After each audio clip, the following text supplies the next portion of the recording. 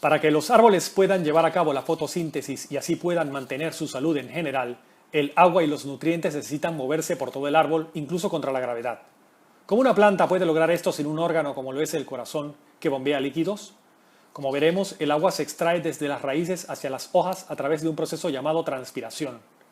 Además, el potencial de agua impulsa el movimiento del agua de una zona de la planta a otra mediante la osmosis, la gravedad y la tensión superficial del agua. La transpiración comienza en las hojas. La disposición de las células y las estructuras de las hojas facilitan el movimiento de los gases y el agua dentro y fuera de la hoja. Una hoja contiene varias capas de células especializadas. La epidermis superior es una capa celular gruesa que proporciona una cubierta protectora. Por debajo de esa capa se encuentra el tejido mesófilo.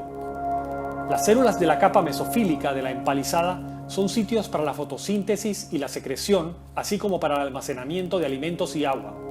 La capa de mesófilo esponjoso contiene una disposición más floja de células.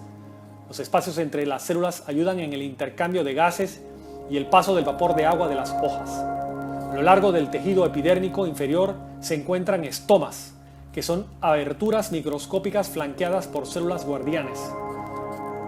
Los gases pasan a salir de la hoja a través de estas aberturas, así como agua en estado gaseoso que se evapora de las hojas, un proceso conocido como transpiración. La capa esponjosa de mesófilos contiene disposiciones de tejido vascular que consiste en xilema y floema que se especializan para el transporte de agua y nutrientes a través de la planta. El tejido vascular se extiende desde las hojas a través del tallo hasta las raíces.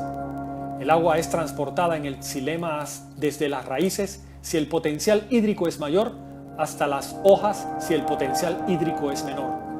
La disposición de los tejidos, las funciones de las células y el potencial de agua determinan la dirección en la cual el agua se moverá a través de una planta. El agua sale de las hojas como vapor de agua a través de los estomas. El vapor de agua perdido de las hojas es reemplazado con el agua que entra a través de sus raíces y se trae a través del tallo en el xilema. El xilema se compone de vasos que son tubos continuos formados a partir de células muertas, huecas, cilíndricas dispuestas de extremo a extremo, y traqueidas, que son células muertas que se estrechan cuando el extremo se superpone.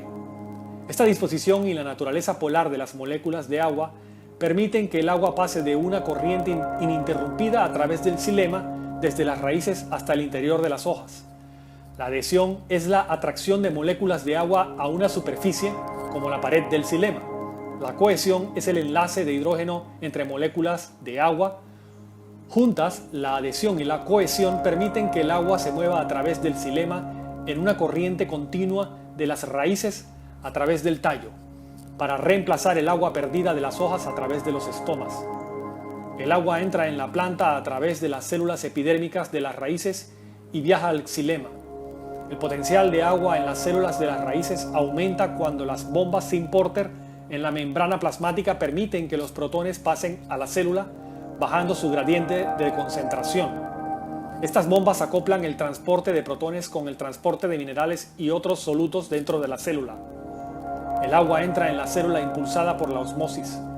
La presencia de canales de acuaporina en la membrana mejora la osmosis, permitiendo el flujo masivo de agua del suelo hacia las raíces. El otro tejido vascular principal es el floema. El floema transporta carbohidratos y aminoácidos que se producen en las hojas a las células de las raíces y tallos, donde se utilizan y almacenan. La conducción en el floema se lleva a cabo a través de dos clases de células alargadas, células cribosas y elementos de tubo criboso. La mayoría de las angiospermas contienen elementos de tubo criboso. Ambos tipos de células tienen grupos de poros conocidos como áreas de tamiz, que son abundantes en los extremos solapados de las células.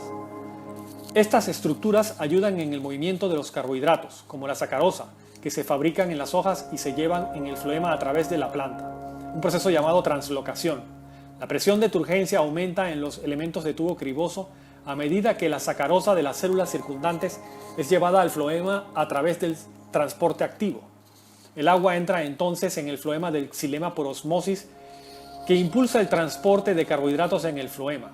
El movimiento del agua en los vasos es una dirección mientras que el transporte de los elementos de tubo criboso puede ir en ambas direcciones. El potencial hídrico es un factor importante tanto en el transporte del xilema como del floema, pero solo el transporte del floema utiliza transporte activo y pasivo.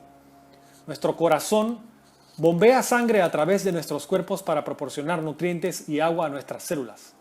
Las plantas vasculares pueden lograr esta misma proeza sin un corazón, usando transpiración potencial de agua y translocación para mover agua, nutrientes y minerales a todas las células de la planta.